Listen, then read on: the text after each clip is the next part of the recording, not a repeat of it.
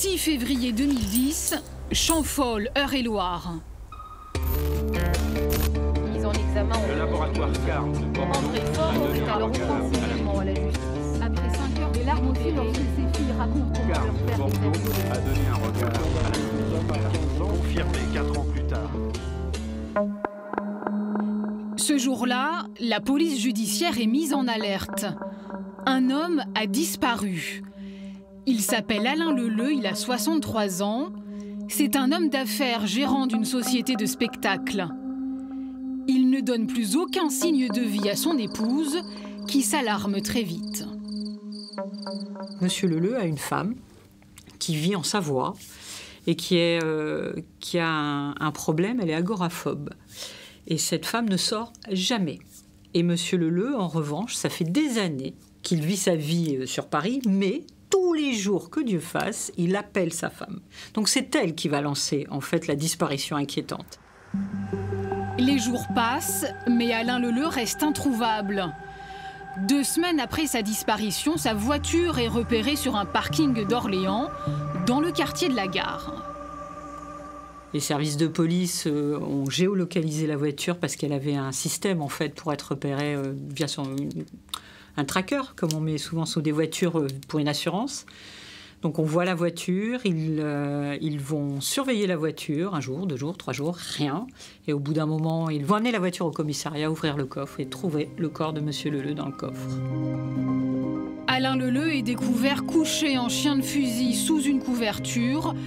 Il semble avoir été asphyxié. La piste d'une vengeance au sein du milieu artistique est alors étudiée par les enquêteurs. Une piste qui termine dans l'impasse.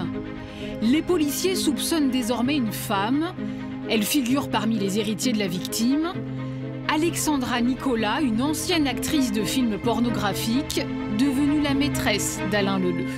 Elle a mis en place un blog, il faut le chercher, il faut le trouver, elle fait croire à tout ça. Et en fait, très vite, quand le corps est retrouvé, on s'aperçoit, les services d'enquête vont très vite se rediriger vers Madame Nicolas. Le 1er juin 2010, Alexandra Nicolas est placée en garde à vue. Elle avoue être à l'origine de la mort d'Alain Leleu.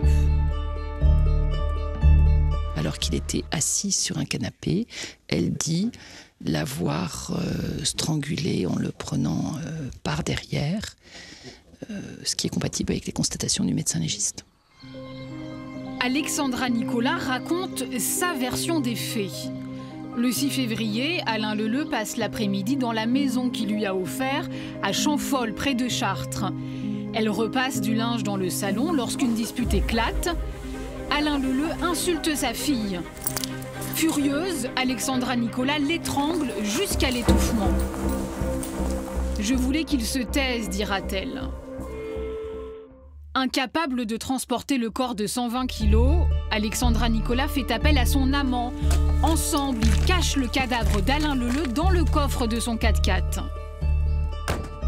Pourquoi cette femme de 38 ans, mère d'une adolescente, est-elle passée à l'acte? L'instruction révèle un parcours douloureux. Elle a eu beaucoup de déboires dans sa vie. Elle a d'abord perdu un enfant qu'elle avait eu jeune, qui a subi la mort subite du nourrisson. Elle l'a perdu, ça l'a beaucoup traumatisée, ce qui est concevable. Puis elle a eu cette période d'escort girl, elle a eu cette période où elle a côtoyé le monde du cinéma pornographique.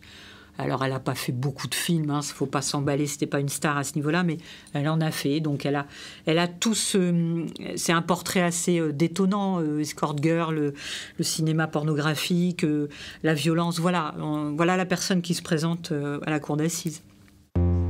Le 10 février 2014, Alexandra Nicolas comparée à Chartres pour homicide volontaire.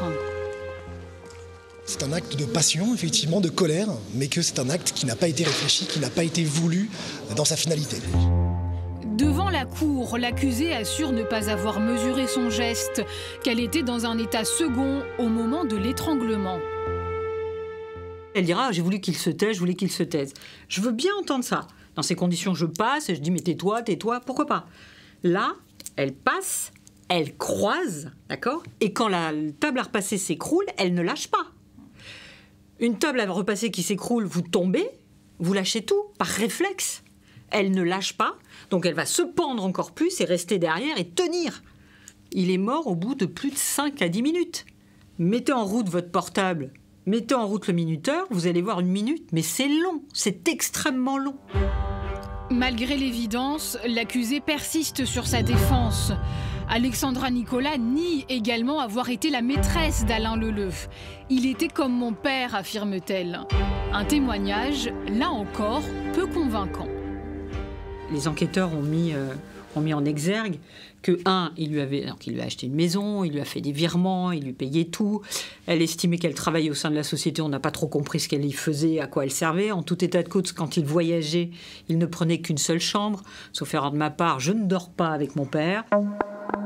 Alexandra Nicolas avait en réalité 2 amants. Alain Leleu, l'homme qui l'entretenait, et Yves Bernard, celui avec lequel elle avait planifié son mariage, son complice, poursuivi pour recel de cadavres. Face aux jurés, le couple ne fait pas illusion. Le 14 février 2014, le verdict tombe. Alexandra Nicolas écope de 15 ans de prison. À l'annonce du verdict, Alexandra Nicolas s'est effondrée en pleurs. Elle a ensuite annoncé haut et fort à ses proches restés dans la salle qu'elle allait faire appel. Une décision qui se retournera contre elle. En appel, le verdict est alourdi de 2 ans.